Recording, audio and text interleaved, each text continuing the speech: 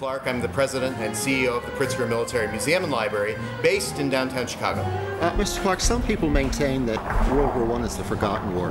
How would you answer that? There's a lot of people who talk about World War I being the forgotten war, but I have to tell you, there are things going on across the nation as a result of the World War I Centennial Commission's efforts like the Pritzker Military Museum and Library, and many others to make sure that it's not a forgotten war. And quite frankly, World War I is something that is influencing the world we live in today, even now. How exactly would you say that the war is influencing what's going on? One of the leaders of ISIS has declared that the borders that were established during World War I are no longer in effect as they try to establish their caliphate. What is Pritzker doing to help educate? Pritzker Military Museum and Library gave a $5 million founding sponsorship to the World War I Centennial Commission.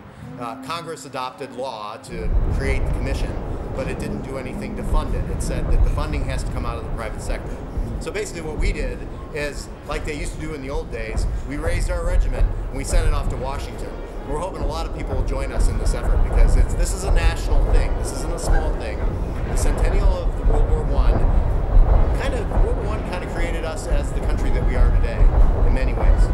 Tomorrow is a pretty big event. Can you talk just a minute about that? Well, tomorrow is the day that America entered into World War I. And Wilson, who ran on the platform of keeping us out of war, eventually led America into war on behalf of the French and the English, and on the ideal of liberty and also creating a lasting peace, largely on American terms. A period of massive transformation for the country.